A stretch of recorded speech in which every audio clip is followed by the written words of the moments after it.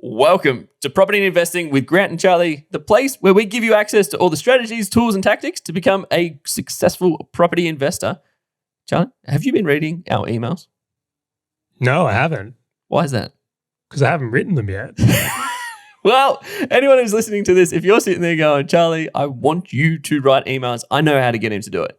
Head over to propertyandinvesting.com/newsletter. I will make it my job to keep telling Charlie how many new subscribers keep rolling in, because there's actually quite a few, because then it will incentivize him to actually start writing more emails, or emails full stop, I should say. So yes, that's what I'm going to say. Charlie, you've just been shouted out. Appreciate it. Let's do the episode. Let's cue the disclaimer.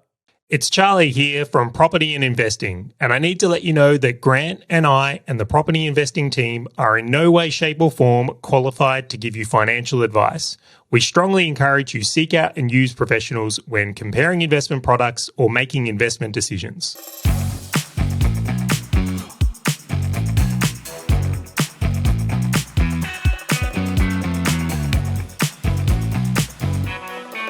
All right, Grant, I do appreciate your creativity on the intros we do on this podcast for getting people on the newsletter.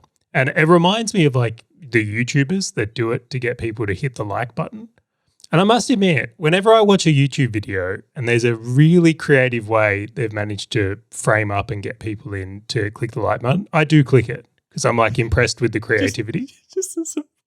Every time I say to the wife that I'm going to go and do a podcast, she's like, welcome to my channel. I'm like, I hate you. That's terrible. She just like sticks it into each other. Do you hit the like button if they're creative? Because if they just do a generic one, oh, please make sure you hit the like button and subscribe. I'm like, no, I'm not doing that. You haven't put in any effort. So I'm that guy. I have never, not once in my life, pushed the like button on a YouTube video. Outrageous. I like genuinely. I'm subscribed. I've saved videos and stuff. No wonder our like count is so low on this podcast. I might have done it under like our brand, but not. Oh no, you're that guy who likes your own videos. Oh, it's even worse. You got to wait until it gets to like 10 and then like it, and then it's like it kind of gets hidden in all these people have liked it. Anyway, today's episode, we're going to be talking about paying down debt versus investing more aggressively. Now, we got a great question come in via email. So just as a hint, if there are questions you would like us to cover on this show, please make sure you do jump on the email list or email charlie@propertyandinvesting.com. That's it, CHARLEY. Awesome. So that's how you can do it. Or even leave a comment on the YouTube video. We'll make sure we'll come and collect there. Though. We'll find them. Now, this question came in because of someone had heard a backstory of mine about my own property investing journey. So for anyone that, I suppose I'll just bring everyone up to speed on this one here. What actually happened for me is I purchased a PPR when I was about 22. So I bought a house to live in when I was 22. And by the time I was 30, I'd actually paid that house off. I didn't do any investing. I was very focused on my career and how to earn more. That got my full attention. And eventually we hit the point where by my 30th birthday, we paid off the home. And I had a massive oh shit moment of going, well, what do I do now? Because I hadn't invested any time or really put any awareness into the world of investing in property or any other asset class at all. And that was the start of my property investing journey. So someone has come in and they've sent the question is like, well, would you have done the same thing again because of what's played out? And they've quoted things like, interest rates are going up now and they're considering, well, should I pay down debt or should I go more aggressively here? So I think it's a really, really interesting question. Now there's what I did. So clearly I can't take that back. What I did is buy a house to live in and paid it off. Would I do that again? Not so much. Really? So is that only because in hindsight, you go, oh yeah, property prices have increased and that would have been a better one? Or is that more from a philosophical perspective of going, irrespective of what happened over the last 10 odd years since you bought it, it was just a better approach in your mind? All right, so I want to share one point here. Nothing feels like sleeping in a home you own outright. I kid you not, the day I paid off that house and I slept in my bed that night, it felt different. Interesting. So there is absolutely something emotionally within us of owning the home and not having debt over it that is special and has its own unique value, which I want to come back and talk about later because I think for a lot of people might actually be the right thing. However, the thing that I'll go with irritates me a little bit is if instead of putting extra money on that mortgage, I would have acquired a couple of properties along the way. So not even being aggressive, but just acquired a couple of extra properties along the way, my net worth today would be substantially higher than it is. So that's the trade-off we're looking at here. So there's the emotional side of like, damn, it is good sleeping in a paid off home. If you don't believe me, try it. We do that. Well, being rich doesn't make you happy, but everyone's always willing to try. Yes, and we'll come back to that one as well. Totally. Becoming financially independent, it's not that the money does make you happier, but I am actually happier. It's like ticking that off the list. So it's kind of the same thing here as like, once I became financially independent, it's not that the money made me happy, but it's like achieving that enabled something which allowed happiness to exist in a different way for me. Like I am actually a happier person since doing that. But money doesn't buy happiness directly as it would. Anyway, coming back to that, keeping this in check here, if I had my time again, I would have, knowing what I know now, gone about this differently. I would have much rather paid my home off by 35, which I still could have done, and then had assets compounding against it. It would have been a better overall game plan. So that's what I would do today in a nutshell. Now, why is the opportunity cost? It really is. When you look at the ability to get assets compounding for you, it just makes all the difference. Where if you have one home, even though it's the place you live in, that's not going to be the thing that enables you to be financially independent. It's the assets you build outside of your principal place of residence that ultimately provide the ability to be financially independent.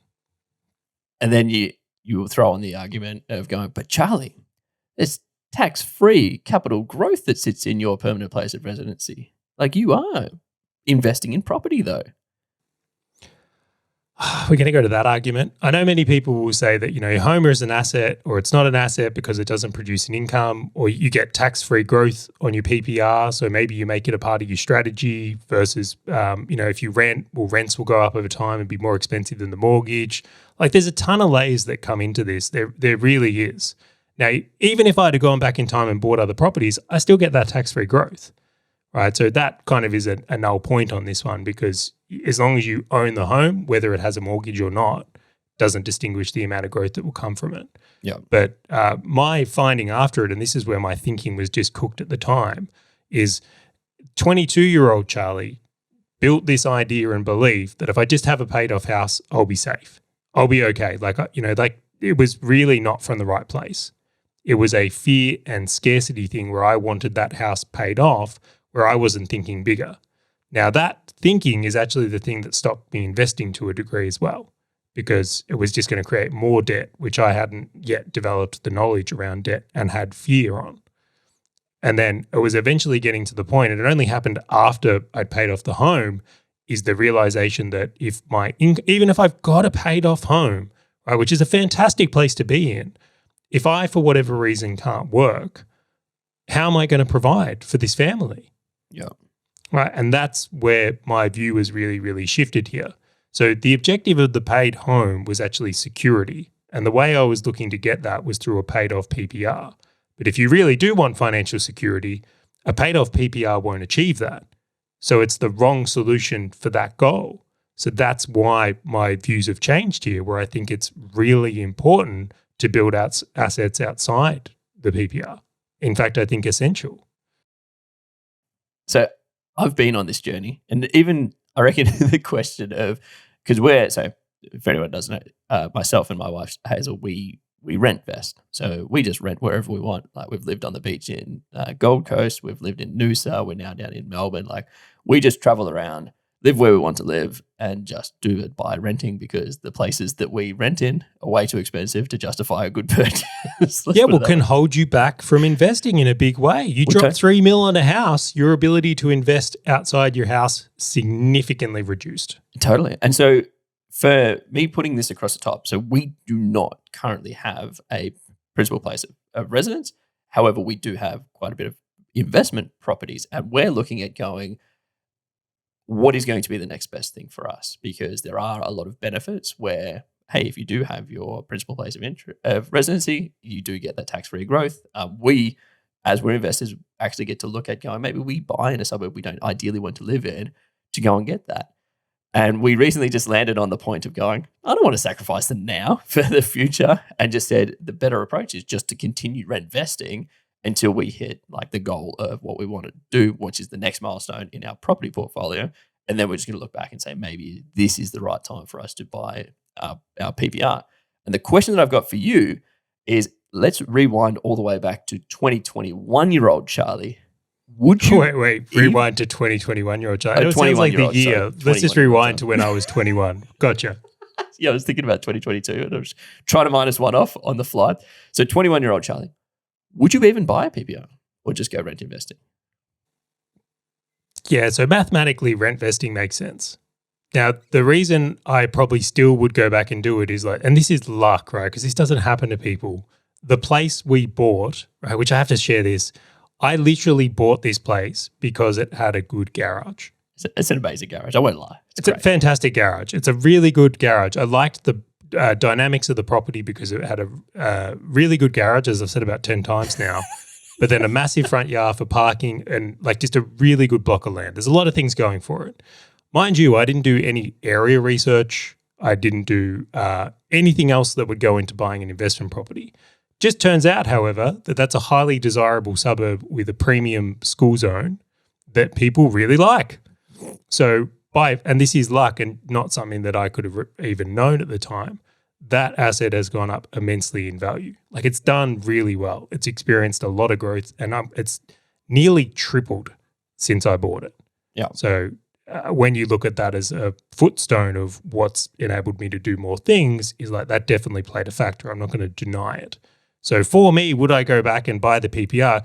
Questionably, it was a good decision. Even if I rented it out and treated it as an investment property, it would have been fantastic to do that. I needed the security at that point in my life, I won't lie. So for me to feel safe and all the things that come with it, yes, I would have done it. However, mathematically, terrible idea. If I'd have just focused on investment properties with a relative LVR, so let's say I kept my LVR at like, I never went above 70%, so really conservative in the property world. Today, that portfolio would be able to support paying an expensive mortgage. Yeah. So you just got to be when you capitalize into that, which I think is an interesting idea. You, like coming back to the concept of like paying down debt versus like continually investing more aggressively, you know, like this point that I just talk to so many people around, which is like the sleep at night factor or like, where is your comfort spot? And so to the question that I asked you around like, would you even buy a PPR if you had your time again? That was kind of where Haz and I were, which was, do we need that security of knowing that, hey, this is our place? And to be honest with you, it's not like a flat decision. It's every 3 months, the opinion changes. and if Hazel gets pregnant at some point, I'm sure the opinion will change again. And I think that it's not just a set and forget. It is as you go through the seasons of life, you will feel different about what you want for security in order to make or not make the decision of buying an actual PPR. And then if you do have a PPR, walking through this, like in my mind, I'm like, cool, if I had a PPR, would I continue to pay it down or would I look to continue to invest? The first thing I'm going to look at is my personal sleep at night factor at that point. And this is so different for so many different people, right? Like how many people have we seen that have got 95% loan to value ratios on their property investment portfolios that I would freak about? I'll be like, I wouldn't be sleeping. I'll be like, eyes wide open going, how can I earn some more money to pay down this debt? But then other people that just don't have any debt. And I'm like, that's so risk off completely. And it's just more like horses for courses where I'm not that risk aggressive of going, hey, just light it up to the tilt and just go ham on buying so many investment properties. But to the point where I would go and reassess and say, if I'm sitting at, to your point, like 70%, maybe I would reassess personally, again, not financial advice, that I'd go again, as opposed to maybe I just want to keep paying stuff down. I would go as far to say as this is the most important factor, is the sleep at night factor. Totally. I know some investors right now, and it's funny. It's like so I won't name this person just because they may not want this being shared, but someone who we know who is semi-associated with the show, put it there, happily buys things on 90% with LMI while interest rates are going up and is having a great time and sleeps very well. How? Are they a vampire or something? Oh my gosh. Well, they've got a really good long-term fundamental belief that it's a great idea. No, I get you. And then I know other people where it's like they've got like conservative, like they make me look risky. Yeah, and I've just said that I paid a house off before investing, right? But it's like, and for them, it's like that interest rate goes up 0.25 and it's like, man, they're stressing about it. So that's why this is such an individualized thing, is like very different situations and very different outcomes. You could be someone with a huge amount of debt, sleep really well at night, or not, and that's you, right? You are the factor in that. I think for anyone out there, and this is what I've done and I believe you've done as well, I had to develop a set of rules. Yep. So I know for myself that when my portfolio, I have to contribute money to it, right? So I'll tell you right now, I'll go through this. My portfolio now, very reasonable size. I've covered it. I've got 11 properties on the show at about 16 doors. If I have to contribute income to support the portfolio, I'm going to focus on paying down debt until that doesn't exist. Like that's a real big trigger. It's not time to go again for me if it's going to create like a negative gearing scenario. So I don't like that. As soon as the portfolio needs my income, sleep at night factor becomes uncomfortable. I also wouldn't be comfortable seeing my LVR go above 70%. Like, and even today, my LVR is much lower than that. But again, I wouldn't want to invest more. I would pay down debt in that scenario there because that's what makes me comfortable. I think they're the things that really sit well with me. So they're kind of two for me. Is there anything that sits on your rules in this world? Do you treat it the same or different? Yeah, so very similar. It was funny. Because the way that the question was like prefaced was like the volatility of the current market, which is like maybe interest rates go up, maybe they go down, maybe prices go up, maybe prices go down. Like just the volatility creates that uncertainty. And so in the second half of 2022, I looked at my portfolio and I said, how do I feel about that volatility? And to riff off the point that you just mentioned. Oh, we could do a Dr. Phil episode if we're going to go to feelings. Shall we do this? Like, Grant, how did that make you feel? Totally. Well, it was the sleep at night factor. It was me going, if I get another one, Charlie, I'm probably going to make different decisions in what I do day to day, which I'm not going to be happy with. And I run a business and I reckon I would make desperate decisions in the business. And if you're an employee, maybe you choose to get a second job just to deal with completely. That risk. And you see it and it's like you see people age really quickly. Totally. When they do that. And because they've made, and a lot of people actually make the decision without realizing, and then it's a byproduct of a really bad decision of them going, oh, now I've got to work 2 jobs, or now I've got to make decisions in my business that I shouldn't make or don't want to make. And so I said, I'm just going to pause. And you know what's funny, Charlie? I'm like, what is the problem of me pausing? What is the risk? Really, if I just stopped for 1 month, 3 months, 6 months to reassess, really what's the problem? I'm going to pay down some debt, or I'm just going to stack some cash and offsets. You know, the lack of progress, like people need progress in their life, and to pause and slow down and intentionally go, do you know what? I'm going to intentionally take longer to achieve my goals.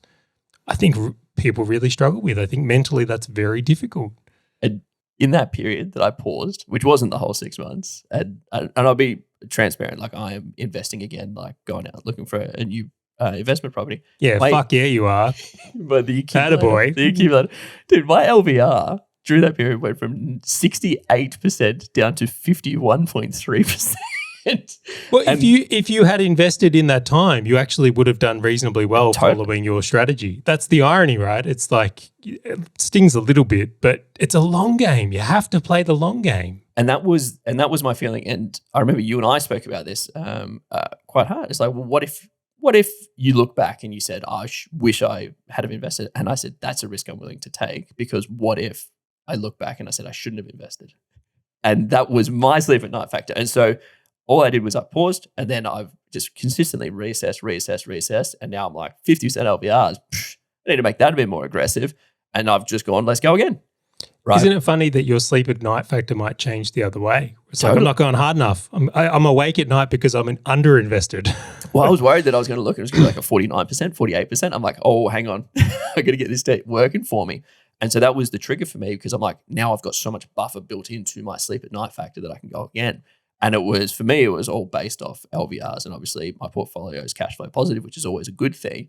And that was it. And I'm like, okay, cool. Now let's go again, even in a highly volatile market, right? Which is why this personal situation is so critical.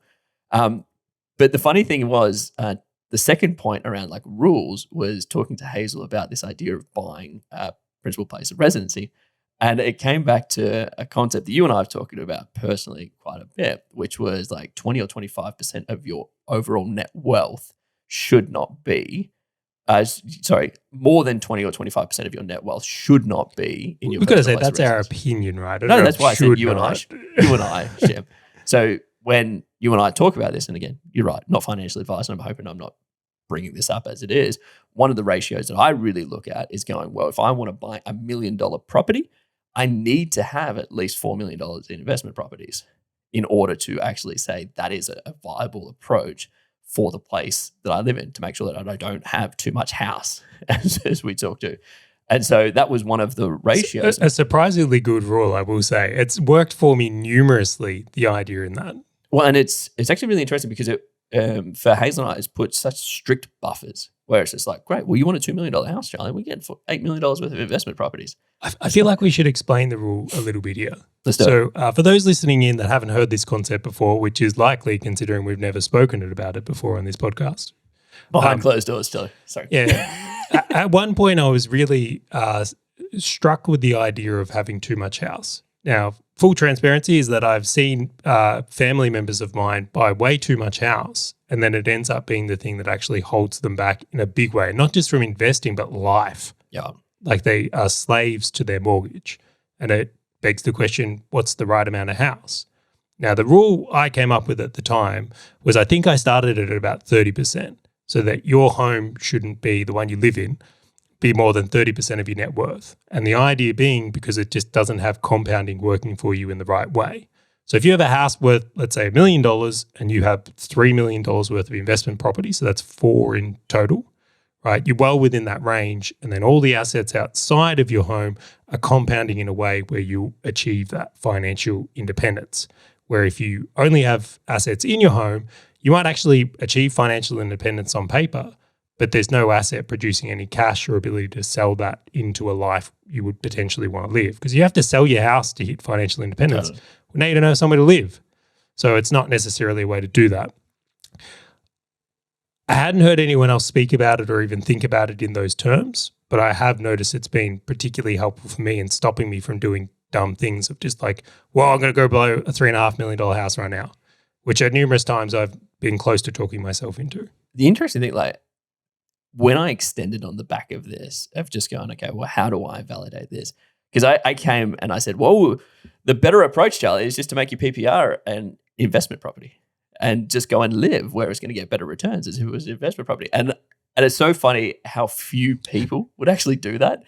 So yeah, dude, what about being near family, school zones, like all the things that are important for quality of life? So Hazel and I looked and we like looking at our investment portfolio and I was just like, would you want to live in any? And there were some that we're fine with living in.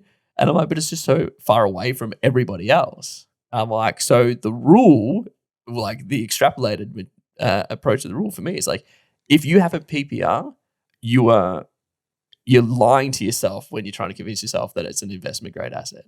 Like anyone who buys a house is buying on emotion. You're like, I like the kitchen. I like how it's close to these schools because I want to take my kids to the school. I like all these things. That is an emotional purchase, not an investment purchase. I think it's the worst idea to try and make your PPR a good investment. Totally. I think separating the two, like live in the PPR you want to live in. And that was the biggest value point, which is like, well, if you're trying to dance on the line of is it an investment grade, is it an emotional purchase, you're going to disappoint yourself because you just lie to yourself to convince you that it is an investment as opposed to just going, no, I'll just buy a house I like to live in, which is why I love the 1 to 4 rule of going and apply it to yourself. It doesn't really matter. Make it a 1 to 3, make it a 1 to 10 for like, it's more the approach of understanding based on the compounding growth that you have in an asset or an investment portfolio compared to something that's not designed to create some kind of return or be some kind of investment vehicle. It's designed to live in. I love the mindset of I'm going to build my financial independence outside the PPR. I'm not going to rely on that or count on it in any way, shape, or form, just like I'm not going to rely or count on our government to look after me. Yep. And if you take that view into it, I think your chances of being more successful and approaching investing in the right way are really powerful. But just bringing this one back down to rules, I think it's really important to develop a set of rules for yourself, and maybe with a financial planner, someone who is qualified to actually help strategically set that stuff up. Although I'm not really sure if they would do that, but I suspect some could be quite helpful there. In my own case, though, because a lot of this is like feeling based, like if you've got $1 million in the bank, no one can say that it feels like you've got enough in reserves or doesn't feel like enough in reserves. Like if I put $1 million in your bank account right now, Grant, would you be like feeling pretty like conservative and safe? Totally. Yeah. Would Warren Buffett? No. Yeah, he might panic. He's like, where's my billions? He's like, well, because you had to take out 10 billion to put 1 million back. Yeah. So like I think self-assessing what makes you comfortable and sleep at night and then putting in a set of rules can be the difference, because then you don't have to sit there and go, oh, should I pay down debt or should I invest more aggressively? You can go, well, where am I at? If my rules are in place, then maybe that can provide the guidance where you will sleep well at night and your own personal circumstances. And to that point, reassessing your rules as you go, right? So, for example, Hazel, I did. We don't have kids, but you've got Jack, right? And so for us, like we can move around and do all the fun rent vesting things. Versus, imagine if I've got 3 kids going to a certain school, like maybe the concept of renting and moving every year or 2 years is just the worst thing on the face of the planet for me. I have something on this. Renting in high demand school zones is actually harder. It's crazy. I've tried to live in those places and they're not. Rose Bay in Sydney, Charlie, there's nothing to rent. Just saying.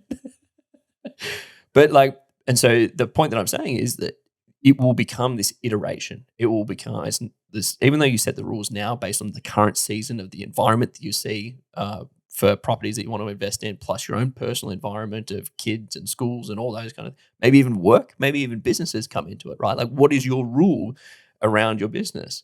And so I see my business as volatile if it doesn't have consistent earnings for 3 to 6 months on a regular income, like on a regular base. Maybe that's the same for your work or something like that, right? So having that and reevaluating consistently, I think it's going to be the best thing in order to answer the question of like, do you pay down debt or do you continue to invest more aggressively? And I'd love to throw another layer on this as well.